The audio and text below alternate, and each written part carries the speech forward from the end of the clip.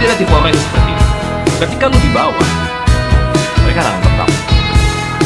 Ketika lu sama dengan mereka, mereka malah anggap kamu sendiri.